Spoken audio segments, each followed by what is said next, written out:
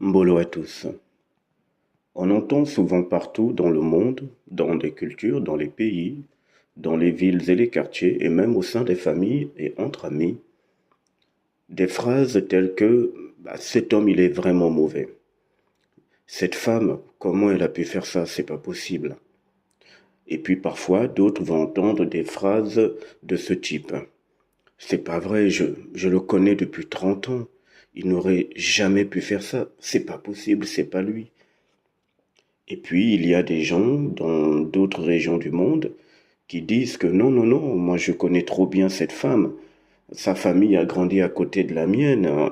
Jamais, jamais elle ne peut dire de tels mots. Jamais elle n'aurait pu faire du mal à une mouche. Non, ce n'est pas elle. Ce sont des propos qu'on entend souvent. Lorsque certains individus posent des actes qui dépassent l'entendement, les gens sont choqués, traumatisés.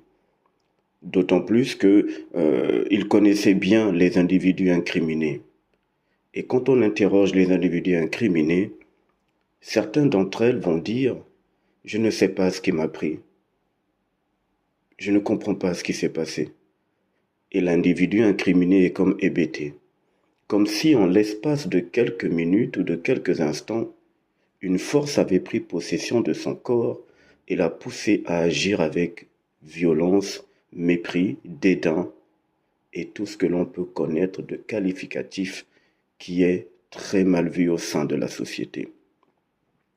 À tel point que quelques penseurs, quelques philosophes et grandes âmes entre griffes qui réfléchissent sur l'humanité, certains sont allés à dire des propos tels que l'homme est un loup pour l'homme.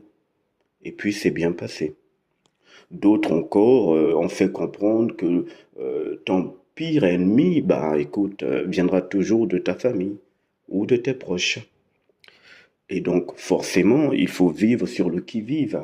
Si je peux employer ce terme de vivre, je rappelle ici qu'il n'y a pas de vie dans cette planète. Ce genre de situation perturbe énormément l'humanité. Et on se demande, mais attendez, pourquoi est-ce qu'il y a le mal alors que celui que l'écrit religieux appelle Dieu a tout fait à la perfection? Pourquoi est-ce qu'il y a le mal? Et d'où vient le mal? Regardez vous-même. Dans la vie, entre griffes encore ce que les gens appellent la vie, dans l'existence courante, on dit souvent ah, ce garçon, c'est vraiment le fils de son père. Il lui ressemble trait pour trait. Et puis il y en a qui disent parfois, mais vous savez quoi, les chiens ne font pas des chats. Et puis il y en a qui disent que c'est pas possible. Mais vraiment, ça c'est le sang de sa mère. Cette fille, c'est le sang de sa mère.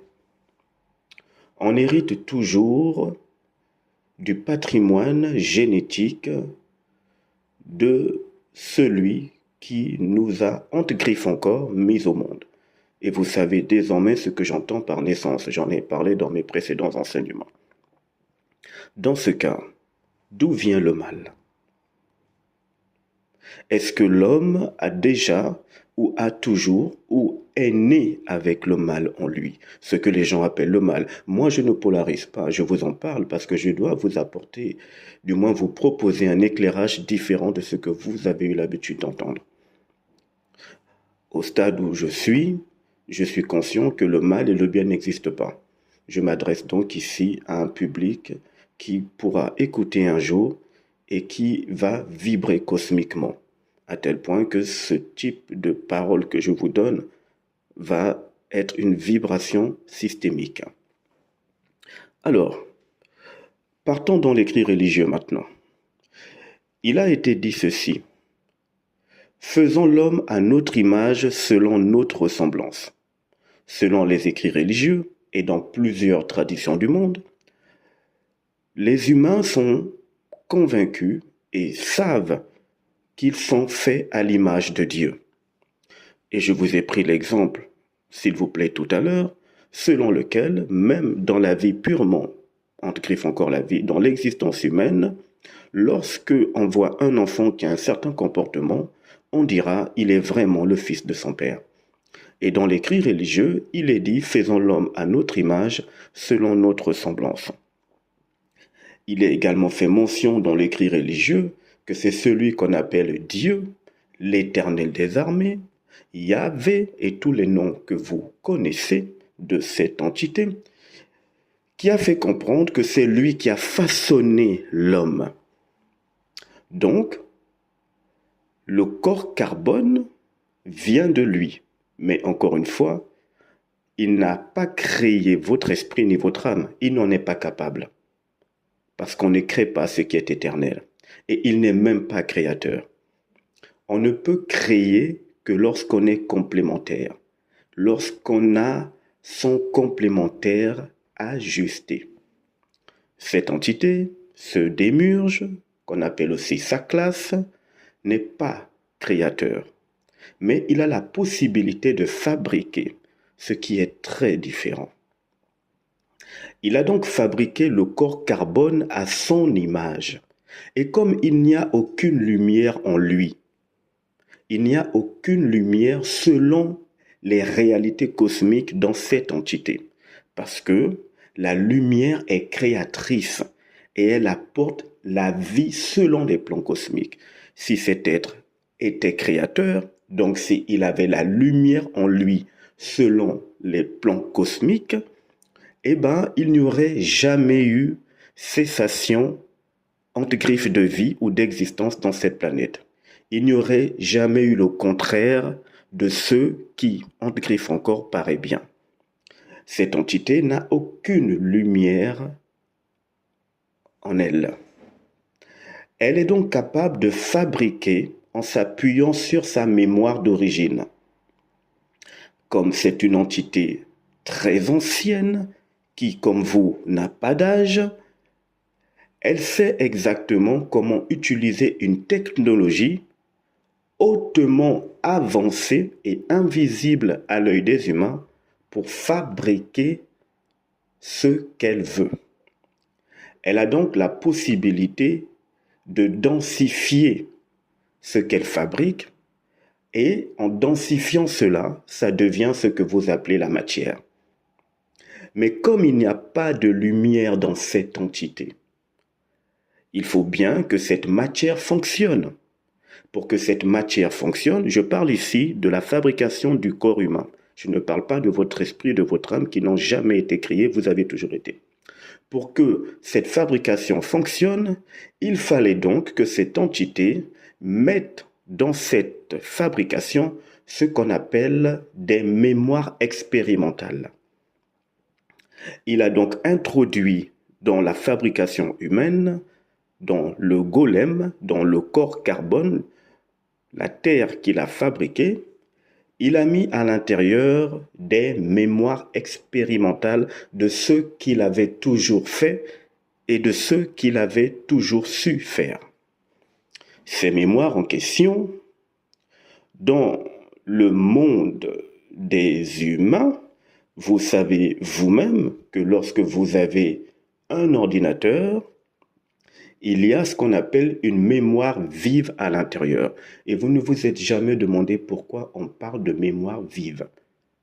Et pourquoi est-ce qu'on peut aussi parler de mémoire morte? Et vous allez également vous rendre compte qu'il y a même dans cette planète, dans un autre plan, un endroit dans lequel il y a la mer morte. Qu'est-ce que c'est que la mer vivante? Mais ça, c'est pas le sujet, nous en parlerons peut-être un autre jour. Revenons sur la mémoire vive. Un ordinateur a donc une mémoire vive. Et un ordinateur ne fait que reproduire ou encore montrer les programmes qu'on a mis à l'intérieur.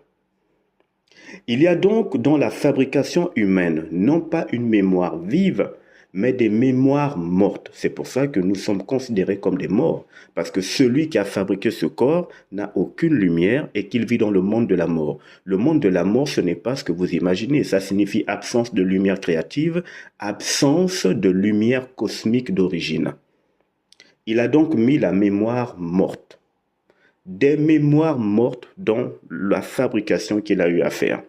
Mais nous, de là où nous avons toujours été, nous avons ce qu'on appelle une mémoire vive.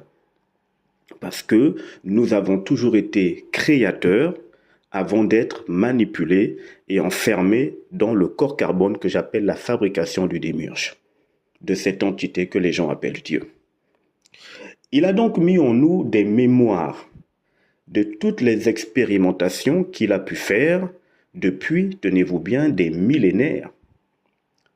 Ce qui veut donc dire que lorsque les hommes pensent que ce sont eux qui insultent, qui agressent, qui tuent, qui massacrent, qui se déchirent, il s'est arrangé à faire en sorte que nous soyons hypnotisés, que vous soyez hypnotisés, manipulés, pour que vous ne puissiez pas voir que c'est en fait lui qui a introduit en vous des mémoires qu'il active en fonction de son besoin et de ce qu'il veut voir. Parce que cette entité a besoin de se nourrir avec l'armée qu'il a autour de lui. Cette armée est connue dans le monde religieux comme étant des archanges. Selon les plans cosmiques, ils ne sont pas du tout ce que vous imaginez. Ce sont des êtres qui sont anti-hommes. Je ne polarise pas. Ne voyez pas en cela le bien ou le mal. Dans un enseignement lointain, j'avais déjà expliqué que lorsque vous avez envie de manger votre poulet, votre banane ou votre poisson, vous ne cherchez pas à savoir si votre poulet a eu le temps de dire au revoir à ses copains poulets. Vous mangez parce que vous avez faim, c'est tout. Vous n'avez rien contre le poulet, vous avez juste besoin de manger. J'ai également expliqué que lorsque le cabri a besoin de brouter de l'herbe pour se nourrir, le cabri ne cherche pas à savoir si l'herbe qu'il va brouter a eu le temps de dire au revoir à ses copains herbes. Le cabri broute l'herbe juste parce qu'il a faim, c'est tout. Eh bien, c'est pareil avec ces entités. On ne polarise pas ici. Elles sont simplement anti-hommes. Elles ont simplement besoin de se nourrir. Et donc, pour se nourrir, il fallait mettre en place une stratégie.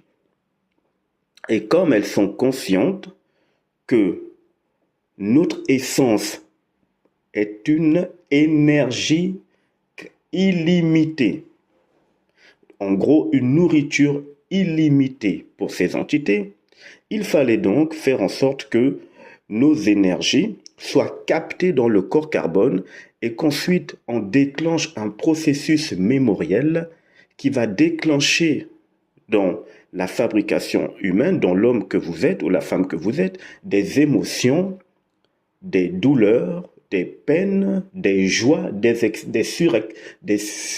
excitations extrêmes et ainsi de suite. À chaque fois que vous êtes dans ces étapes-là, vous libérez une énergie que vous ne voyez pas. Cette énergie leur sert de nourriture. Et donc, il faut engraisser le troupeau, il faut engraisser l'humanité pour pouvoir mieux se nourrir de cette humanité. Quoi de mieux pour ces entités que de mettre dans le corps humain, dans la fabrication humaine, des programmes invisibles à l'œil humain, des programmes technologiques qui vont donc se déclencher à différentes étapes de l'existence humaine. Une fois que ces programmes se déclenchent, un individu qui était toujours tranquille va tout d'un coup se mettre en colère pour rien, il va être violent et tout de suite après, il va se sentir mal parce qu'il aura été violent. Il aura donc libéré 2 fois son énergie vitale qui sert de nourriture à ces entités. Premièrement, parce qu'il a libéré une colère qu'il n'a pas contrôlée et deuxièmement, parce qu'il a eu le regret. Pour ces entités, c'est l'équivalent d'une nourriture exquise. Et comme elles sont invisibles, indétectables, même par les grandes instances spirituelles de cette planète, eh ben, ça les arrange. Elles passent inaperçues. Donc l'homme n'agit pas de lui-même et l'homme n'a jamais été mauvais ou bon.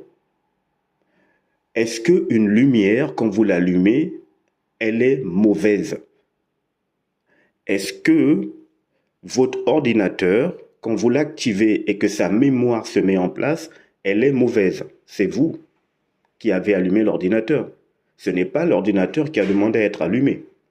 La lumière de chez vous, c'est vous qui l'avez allumée. La lumière n'est ni bonne ni mauvaise. Elle est juste une lumière. Votre esprit est une lumière. Vous n'avez jamais été ni bon ni mauvais, vous êtes simplement des êtres créateurs des mondes et vous avez toujours été. Vous n'avez aucune origine ni aucune fin. Vous avez toujours existé parce que vous êtes éternel. Et votre noyau d'âme, c'est dans le même principe. Il détient des informations de tout ce que vous avez toujours fait dans les univers et dans les endroits cosmiques. Cette entité, pour revenir à elle, ce démiurge, a donc besoin que cette énergie que vous êtes, qui est une énergie éternelle, lui serve de nourriture pendant longtemps, des centaines d'années, des générations, pendant des millénaires. Il a donc introduit à chaque fois dans l'homme des mémoires expérimentales. Et l'homme, en fait, ne vit que d'expériences. Et il n'est pas conscient que ce sont ces mémoires qui ont été mises en lui. Les mémoires en question ne sont pas du tout ce que vous imaginez. Ne voyez pas ça comme les mémoires qu'on vous a expliqué dans le circuit scolaire, la mémoire humaine est comme ça. Non. Nous parlons ici des mémoires invisibles, énergétiques. En d'autres termes, il s'agit ici des âmes que l'on qualifie d'errantes, que cette entité introduit en vous. C'est ce qu'on appelle des mémoires. Ce sont des âmes. C'est pour ça que vous êtes rempli de pensées chaque jour, des centaines et des milliers de pensées que vous ne pouvez même pas contrôler. Ce n'est pas vous qui pensez, ce n'est pas vous qui agissez de cette manière, ce sont ces âmes-là qui sont introduites en vous sous forme de mémoire qui se déclenchent. C'est pour ça qu'à l'échelle cosmique, l'humanité est vue comme étant morte. Parce que nous avons en nous des mémoires mortes, des âmes errantes qui sont rentrées dans l'homme sous l'influence bien évidemment du démiurge et qui, à des stades bien précis, vont pousser l'homme à poser certains actes. Le profane, celui qui ne voit rien, va être simplement en réaction et en attaque lorsque un individu qui a toujours été son voisin viendra tout d'un coup l'insulter. Il ne verra pas derrière que des mémoires ont été activées et que ce sont des âmes qui agissent ainsi. Ce que je dis est un langage très fort. C'est un langage qui est très différent de ce que vous avez l'habitude d'entendre. Encore une fois, si vous n'êtes pas prêt, passez simplement votre chemin. Je m'adresse ici à un public qui a dépassé les lois planétaires. Et vous savez ce que j'entends par loi planétaire. Les lois astrales, les lois magiques, les lois mystiques, traditionnelles, ésotériques, religieuses, et ainsi de suite. C'est à ce public que je m'adresse. Donc l'homme n'a jamais fait quoi que ce soit de mal. Ce sont des entités qui agissent à travers l'homme. Par la suite, quand l'homme est convaincu que c'est lui qui agit, eh ben, il s'approprie le comportement de ces entités à travers son corps et par la suite, évidemment, il se sent coupable et devient coupable. C'est pour ça que celui que vous appelez Jésus, pour ne prendre que cet exemple, il a fait comprendre qu'en fait, il n'est pas venu condamner qui que ce soit. Parce qu'il était conscient de certaines réalités que l'humanité ne comprend pas et ne comprenait pas. Une lumière d'origine cosmique telle qu'est votre esprit a toujours été pure et demeure pure. Votre âme également, votre noyau d'âme est également pur. Mais comme on vous a caché votre réalité cosmique et ce que vous avez toujours été, parce que à chaque réincarnation, on vous efface la mémoire, donc vous avez oublié qui vous êtes. Ce qui est donc plus facile pour cette entité et ses acolytes de manipuler votre énergie en passant par le corps carbone qu'elles ont fabriqué et en y ajoutant des mémoires mortes, alors qu'à l'origine, vous êtes une mémoire universelle, une mémoire vivante, créatrice des mondes.